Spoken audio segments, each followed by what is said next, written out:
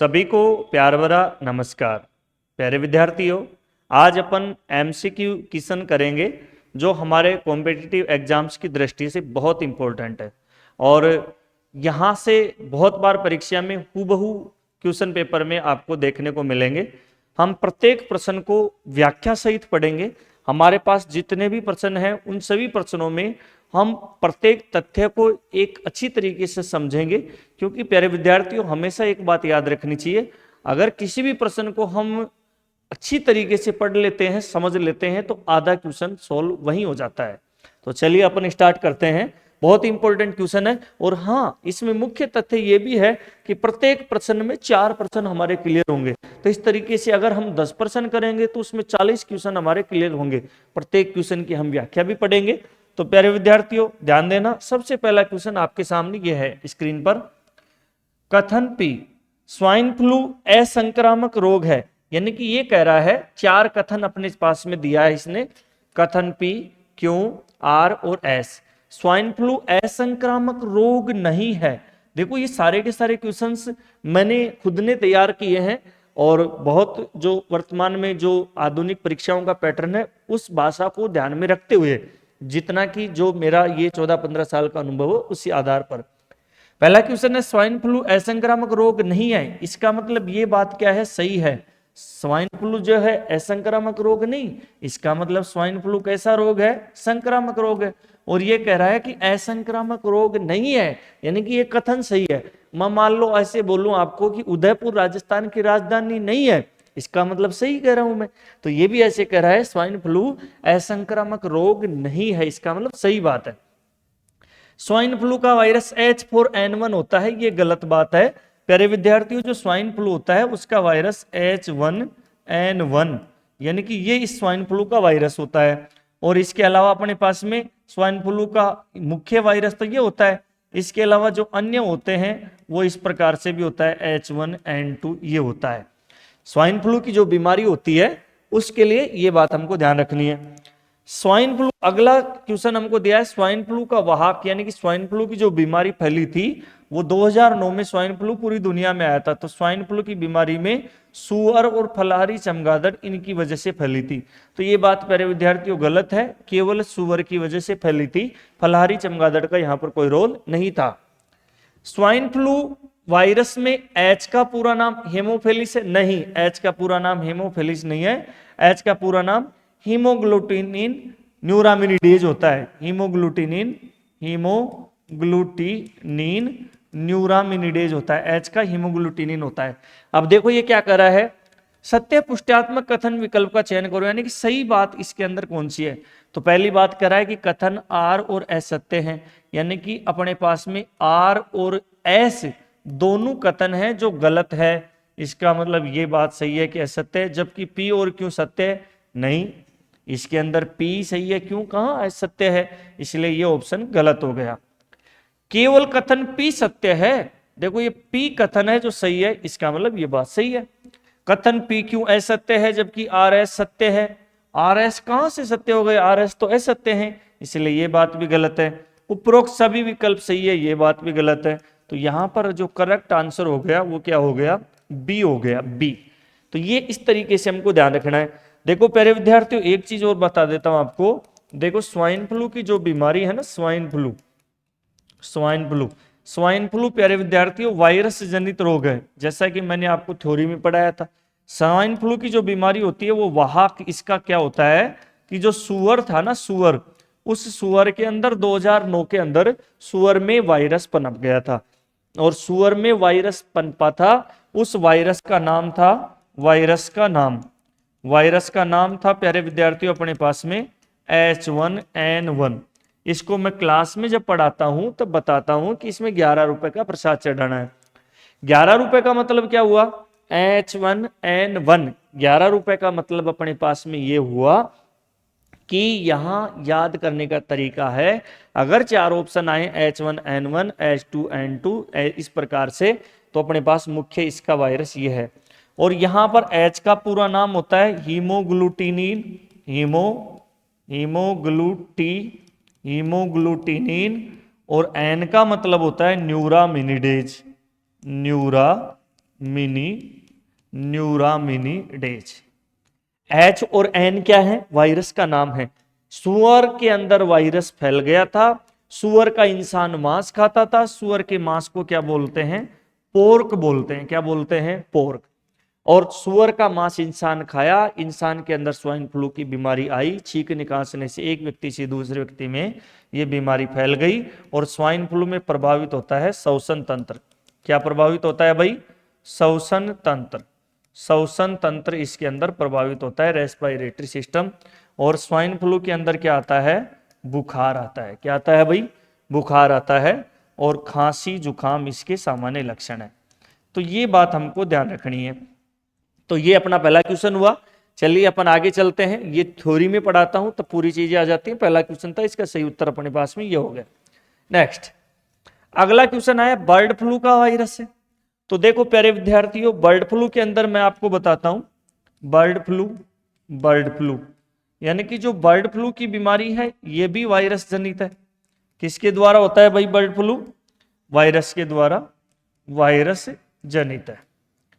Bird flu की बीमारी सबसे पहले पक्षियों में हुई, और पक्षियों में भी सबसे पहले बर्ड फ्लू किस में हुआ था? मुर्गी में हुआ था, मुर्गी में। और मुर्गी का मांस खाता है इंसान, मुर्गी के मांस को क्या बोलते हैं? चिकन बोलते हैं। तो मुर्गी बीमार हो गई, मुर्गियों का मांस बाजार में बिक गया, चिकन लोग खा गए, मुर्गी से बर्ड फ्लू का वायरस इंसान में आ गया, एक व्यक्ति से दूसरे व्यक्ति में फैल गया। बर्ड फ्लू की बीमारी सिर्फ पक्षियों में ही नहीं होती है। बर्ड फ्लू पक्षियों में हुआ, पक्षियों के द्वारा, फिर पक्षियों का और इंसान का आपस में संबंध होता है। जैसे कैसे संबंध होता है? जैसे पक्षी जो जलीय पेयजल होता है उसको दूषित कर देते हैं, पक्षी जहां पर रहते हैं वहां फल होते हैं, उन फलों को काट लेते हैं, कटे हुए फल बाजार में चले जाते हैं, उससे भी इंसान संक्रमित हो सकता है। तो बर्ड फ्लू की बीमारी स्वाइन फ्लू से भी खतरनाक होती है। और इसका वायरस प्यारे विद्यार्थियों मैं बताता हूं, यानी कि H5N1। और H और N का मतलब वही है जो हमने पिछली क्लास में देखा। H का मतलब हीमोग्लूटिनिन और N का मतलब क्या होता है? न्यूरामिनिडेज। तो इसके अंदर मैं बताता हूं कि ये स्वाइन फ्लू से ज्यादा खतरनाक है। तो इसमें 51 रुपए का प्रसाद चढ़ाना है। 51 से 5 और 1 याद रह जाएगा, उसमें 11 रुपए का प्रसाद चढ़ाना है, 1 याद रह जाएगा। और इसमें भी जो प्रभावित होता है वो प्रभावित क्या होता है? श्वसन तंत्र ही प्रभावित होता है। प्रभावित क्या होता है? श्वसन तंत्र। तेज बुखार आता है, खतरनाक बीमारी है। अब देखो बर्ड फ्लू का वायरस है तो H1N1 ये तो गलत बात, H1N5 ये भी गलत बात, H5N1 ये सही बात। और ये कह रहा है A व D दोनों, यहाँ पर A व D दोनों नहीं, A व B है, ये B आएगा। तो यहाँ पर सही उत्तर अपने पास में क्या हो गया? C हो गया। चलिए प्यारे विद्यार्थियों, अगला क्वेश्चन आपके लिए बहुत इंपॉर्टेंट है। यहां से कई बार हुबहू क्वेश्चन आता है, जीवाणु जनित रोग नहीं है, यानी कि हमको जीवाणु जनित रोग नहीं है पहचानना है।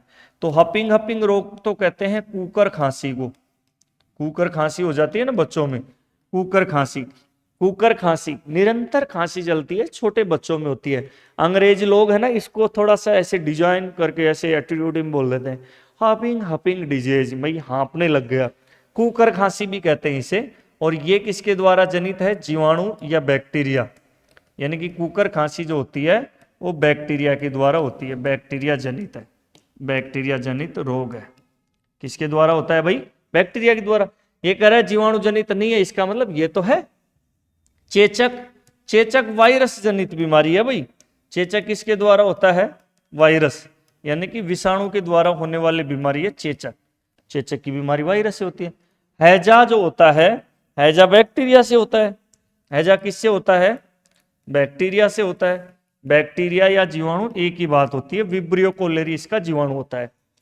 निमोनिया भी जीवाणु के द्वारा होता है, जीवाणु जनित है, जीवाणु जनित है। अब आपको पता लग गया कि जीवाणु जनित रोग नहीं है। तो प्यारे विद्यार्थियों, अपने पास में जीवाणु जनित रोग कौन सा नहीं है? सही उत्तर हो गया अपने पास में बी, यानी कि चेचक। ठीक है, आगे चलते हैं। बहुत बढ़िया, प्रेम से एक एक बिंदु को देखो। डेंगू नामक रोग की जांच है। डेंगू की जांच क्या है भाई? तो देखो, मैं डेंगू की बीमारी पढ़ाता हूं तब आपको बताता हूं कि डेंगू भी किसके द्वारा जनित है? वायरस जनित रोग है। डेंगू किसके द्वारा होता है? वायरस के द्वारा। जो डेंगू की बीमारी होती है उसके मच्छर का नाम क्या होता है? मादा मादा एडिस एजिप्टाई। डेंगू के मच्छर का नाम क्या होता है? मादा एडिस एजिप्टाई। तो ये देखो, कोई भी मच्छर से बीमारी होती है ना, वो नर मच्छर तो कभी काटता ही नहीं। नर मच्छर तो सियाणे होते हैं, खून चूसने का काम तो मादा ही करती है। तो मादा मच्छर काटता है, काट के हमारे शरीर के अंदर एक वायरस छोड़ता है। उस वायरस का नाम होता है आर्बो वायरस। क्या नाम होता है? Arbo virus. ये वायरस हमारे खून के अंदर जाकर के प्लेटलेट्स को कम कर देता है। प्लेटलेट्स, जिसको हम थ्रोम्बोसाइट कहते हैं। क्या कहते हैं? थ्रोम्बोसाइट की संख्या को कम कर देता है, की संख्या को कम करता है। इसके लिए हम जांच करवाते हैं। तो नॉर्मली तो देखो, इसके लिए प्यारे विद्यार्थियों जांच हम सीबीसी टेस्ट भी करवाते हैं। सबसे पहले इसके लिए हम नॉर्मल जांच करवाते हैं। तो जांच में अपने पास में एक तो सीबीसी होती है, कंप्लीट ब्लड काउंट बोलते हैं, सीबीसी टेस्ट नॉर्मल है। उसके अलावा एलिसा से भी कर लेते हैं। लेकिन इसकी जो मुख्य जांच होती है ना, मुख्य जांच, मुख्य मेन जो जांच होती है वो होती है टोर्निक वेट। टोर्निक वेट, इससे पता लग जाता है कि हमारी जो प्लेटलेट्स है उसमें क्या संख्या है, उसकी एचडीपी आरडीपी की संख्या क्या है, सारी चीजों के बारे में पता लग जाता है। तो डेंगू नामक रोग की जांच है। तो देखो, एलिसा अपने पास में जो है, एलिसा एड्स के लिए की जाती है। टोर्निक्वेट जो होती है वो डेंगू के लिए की जाती है। मोनटेक्स किसके लिए की जाती है? टीबी के लिए की जाती है।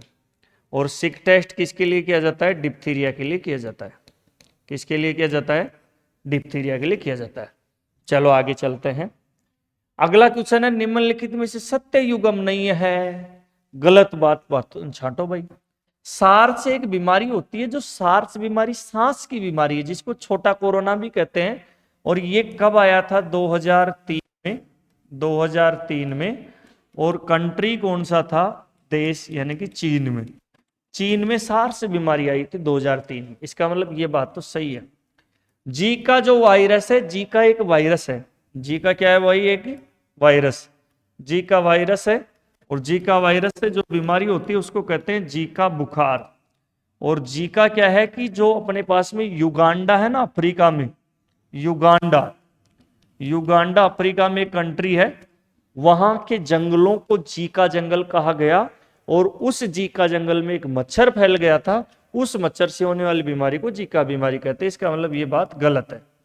निपाह वायरस जनित बीमारी है, जिसको रेड फीवर भी कहते हैं।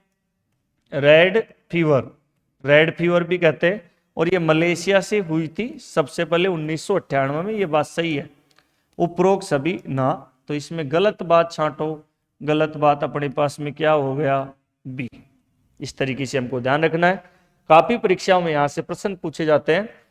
निम्नलिखित में से कौन सा रोग वायरस जनित है? यानी कि प्यारे विद्यार्थियों, आपको यहां पर वायरस जनित रोग छांटना है। वायरस जनित कौन सा है? तो देखो, हपिंग हपिंग तो जीवाणु के द्वारा होता है, जीवाणु या बैक्टीरिया। अभी आपको बताया था ना, कुकर खांसी। तपेदिक किसके द्वारा होता है? टीबी के द्वारा होता है। तपेदिक बीमारी टीबी को ही कहते हैं। किसको कहते हैं? टीबी को कहते हैं। और टीबी की जो बीमारी होती है वो भी किसके द्वारा होती है? जीवाणु या बैक्टीरिया, जीवाणु या बैक्टीरिया से होती है। ये कह रहा है वायरस जनित पूछ रहा है। मम्प्स, मम्प्स बीमारी जो होती है, ये मम्प्स होता है, मम्प्स। यहां पर पैर आएगा, मम्प्स बोला जाता है। ये गलसुआ को कहते हैं। किसको कहते हैं? गलसुआ। कनफेड, गांव में इसको गलसुंडा भी कहते हैं, हमारे जयपुर साइड में गलसुंडा। ये वायरस के द्वारा होती है। पैरामिक्सो वायरस होता है। यहां मुंह के अंदर जो कान के नीचे लार पेरिटिड ग्रंथि है ना, उसमें सूजन आ जाता है। डायरिया जो बीमारी होती है ना, डायरिया बीमारी, कौन सी बीमारी? डायरिया। तो डायरिया बैक्टीरिया के द्वारा होती है। खूनी दस्त कहते हैं इसको। क्या कहते हैं? खूनी दस्त, या अतिसार भी कहते हैं। अतिसार, अतिसार। तो देखो ये क्या कर रहा है, निम्नलिखित में से कौन सा रोग वायरस जनित है? तो वायरस जनित कौन सा है अपने पास में? मम्प्स है, मम्प्स। आगे चलते हैं। Severe acute respiratory syndrome disease किस अंग से संबंधित है? तो ये श्वसन तंत्र की बीमारी है। जिसको सोल्ट में क्या बोलते हैं, सार्स रोग बोलते हैं भाई। क्या कहते हैं, सार्स रोग कहते हैं इसको। क्या कहते हैं, सार्स रोग, सेवर एक्यूट रेस्पिरेटरी सिंड्रोम। इसका मतलब क्या है, इसको हिंदी में कहते हैं तीव्र तीव्र गंभीर श्वसन जनित बीमारियां। यानी कि 2003 में जब सार्स बीमारी आई थी 2003 के अंदर, तो 2003 में सार्स बीमारी आई, तो सार्स बीमारी सांस की बीमारियों का एक ग्रुप है। सार्स बीमारी सांस की बीमारियों का क्या है, एक ग्रुप होता है भाई। सांस से संबंधित बीमारियों का ग्रुप है, जिसके अंदर फेफड़ों में श्वसन की बीमारी हो गई, या श्वास नली के अंदर ब्रोंकाई में, ट्रेकिया में, ब्रोंकियोल्स में, इन सब के अंदर तो श्वसन से संबंधित बीमारियों का एक ग्रुप होता है सार्स रोग। तो पाचन तंत्र इसमें प्रभावित नहीं होता, नर्वस सिस्टम नहीं होता, जनन तंत्र नहीं होता, तो सही उत्तर हो गया सी। नेक्स्ट आगे चलते हैं। विश्व पोलियो दिवस किस वैज्ञानिक के जन्म दिवस के अवसर पर मनाया जाता है? कितना बढ़िया प्रश्न है प्यारे विद्यार्थियों। विश्व पोलियो दिवस, जो विश्व पोलियो दिवस होता है वो मनाया जाता है 24 अक्टूबर को। कब मनाते हैं? 24 अक्टूबर को। और इस पोलियो के लिए क्या है कि एक खुराक बनी थी दुनिया में सबसे पहले। पोलियो के 2 टीके होते हैं। पोलियो के कितने टीके होते हैं? 2। एक टीका तो होता है आईपीवी और एक होता है ओपीवी। तो आईपीवी जो टीका होता है ना, इनएक्टिवेटेड पोलियो वैक्सीन, आईपीवी टीका, एक होता है ओरल पोलियो वैक्सीन। तो आईपीवी टीका में तो क्या है कि इंजेक्शन लगाते हैं। क्या लगाते हैं? इंजेक्शन। तो सबसे पहले जब पोलियो खुराक बनी थी तो इंजेक्शन लगाते थे। बाद में ओपीवी आई, ओरल पोलियो वैक्सीन बोलते हैं, जो मुंह में दवाई बूंद के रूप में डाली जाती है, बूंद बूंद के रूप में, 2 बूंद जिंदगी की, इसका स्लोगन भी चला था। तो ये जो दवाई बनाई थी, ये किसने बनाई थी? अपने पास में जॉन ई सोक नाम का एक वैज्ञानिक था, जॉन ई सोक। और ये दवाई बनाई थी अल्बर्ट सेबिन ने। किसने बनाई थी? अल्बर्ट सेबिन ने बनाई थी। तो ये जो पहले पोलियो का जो टीका बनाया था उसका जन्मदिन आता है 24 अक्टूबर को, इसलिए इसकी याद के अंदर यहां पर बनाया जाता है विश्व पोलियो दिवस। तो कहां गया? जॉन ई सोक। सर आपने शोक लिखा था, ये सोल्क, ये शोक या सोल्क एक ही बात है। इसमें क्या है कि इस तरीके से है, इस तरीके से, तो इसको के पहले एल साइलेंट किया गया है, इसलिए सोल्क या शोक लिख देते हैं। इसलिए नो कंफ्यूजन, इसमें कोई कंफ्यूजन अपने को नहीं रखना है। चलो, ये हमको ध्यान रखना है। अगला क्वेश्चन आ रहा है प्यारे विद्यार्थियों अपने पास में, हिपेटाइटिस रोग में क्या प्रभावित होता है? तो देखो, हिपेटाइटिस जो बीमारी होती है ना, पीलिया को कहते हैं, पीलिया रोग को, पीलिया रोग। और पीलिया रोग किसके द्वारा होता है? वायरस के द्वारा होता है। और पीलिया की जो बीमारी होती है ना, उसमें लीवर प्रभावित होता है। क्या प्रभावित होता है? लीवर प्रभावित होता है। लीवर यानी कि यकृत सड़ जाता है। और लीवर से कौन सा वर्णक निकलता है? बिलीरुबिन वर्णक निकलता है, जो हमारे ब्लड के अंदर जाकर के मिलता है, ब्लड में जाकर के मिलता है। और हमारे ब्लड में जाकर के मिलेगा तो बिलीरुबिन वर्णक का लेवल बढ़ जाएगा। दिनों दिन इसका लेवल ज्यादा बढ़ने से हमारे शरीर के अंदर धीरे धीरे रक्त पीला पड़ने लगेगा, शरीर पीला हो जाएगा, इसलिए इसको पीलिया कहते हैं। वैसे पीलिया 6 प्रकार के होते हैं, आपको क्लास के अंदर बताता हूं मैं, A B C D E और G, इस प्रकार से हिपेटाइटिस। जिसमें हिपेटाइटिस जो बी होता है उसे लीवर का कैंसर कहते हैं। अच्छा, प्रश्न को देखो, हिपेटाइटिस रोग में क्या प्रभावित होता है? यकृत, सही बात है, सही बात है। बिलीरुबिन वर्णक, सही बात है। और ब्लड के अंदर होता ही, अभी मैंने आपको कहा कि ये रक्त के अंदर बहता है। ऑल ऑफ दीज, यानी कि डी अपने पास में सही उत्तर हो गया। इसमें क्या प्रभावित होता है? नेक्स्ट है, अगला क्वेश्चन है, भारत को पोलियो मुक्त कब घोषित किया? इंपॉर्टेंट क्वेश्चन है। तो प्यारे विद्यार्थियों, जब डॉक्टर मनमोहन सिंह हमारे भारत के प्रधानमंत्री थे, तो 2010-11 के अंदर उन्होंने बोला WHO को कि हमारे भारत में पोलियो के रोगी नहीं है। भारत में पोलियो के रोगी नहीं है, तो भारत को WHO के द्वारा एक बार जांच करवाई जाए कि भारत में कितने पोलियो के रोगी हैं, और फिर सर्टिफिकेट दिया जाए। क्योंकि किसी भी देश को, किसी भी कंट्री को अगर किसी बीमारी से मुक्त का दर्जा दे दिया जाता है तो उसके अंदर लड्डू नहीं बढ़ते, उसमें क्या होता है कि वो जो कंट्री है जो विकसित देशों की श्रेणी में आने के लिए नंबरिंग बना लेता है, मूल्यांकन करते हैं, तो वो एक पायदान पर ऊपर होता है। तो पोलियो मुक्त किया गया था हमारे भारत को 27 मार्च 2014 को। तो इसका सही आंसर हो गया डी। नेक्स्ट है, किस जानते हुए मांस से स्वाइन फ्लू का संक्रमण हुआ था? तो मैंने अभी कहा था ना, जो सुअर का मांस होता है, सुअर के मांस से स्वाइन फ्लू की बीमारी हुई थी। और सुअर का मांस होता है उसको क्या कहते हैं प्यारे विद्यार्थियों? पोर्क कहते हैं। क्या कहते हैं? पोर्क। तो सुअर बीमार हो गया, सुअर बीमार होने से बाजार में मांस के रूप में बिक गया, मनुष्य ने खाया, मनुष्य के खाने के बाद एक व्यक्ति से दूसरे व्यक्ति में छींकने काशने से बीमारी फैल गई। तो किस जानतव्य मांस से स्वाइन फ्लू का संक्रमण हुआ था? पोर्क। देखो, बफन कहते हैं भैंस के मांस को, मगज कहते हैं मनुष्य और बंदर के मांस को, मनुष्य और बंदर के मांस को क्या कहते हैं? मगज कहते हैं, मगज। कई कई जगह धरती पर भाई ऐसी है जहां पर है ना, जो इंसान का मांस भी खा लेते हैं लोग, यानी कि मनुष्य और बंदर। और मटन किसके मांस को कहते हैं? भेड़ के मांस को कहते हैं। नेक्स्ट आगे चलते हैं। प्यारे विद्यार्थियों, सैनबेन वैज्ञानिक ने किस रोग का टीका बनाया था? तो अभी मैं आपको कह रहा था ना, hepatitis B. Hepatitis B, hepatitis जो बी होता है ना, इसे लीवर का कैंसर कहते हैं। क्या कहते हैं? लीवर का कैंसर। क्या कहते हैं? लीवर का कैंसर। और इसका जो टीका बना था, उस टीके का नाम था गामा ग्लोबिन अणु। गामा ग्लोबिन अणु।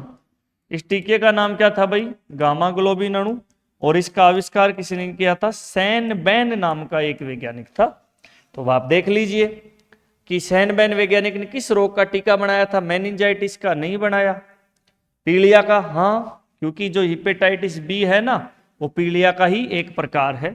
स्वाइन फ्लू का नहीं बनाया। तो सही उत्तर क्या हो गया बड़े पास में? बी हो गया। प्यारे विद्यार्थियों, अगला क्वेश्चन है 13 क्वेश्चन, बहुत इंपॉर्टेंट क्वेश्चन है। सही सुमेलित युग्म विकल्प का चयन करना है। एक साइड में सूची जी है, एक साइड में सूची ए है।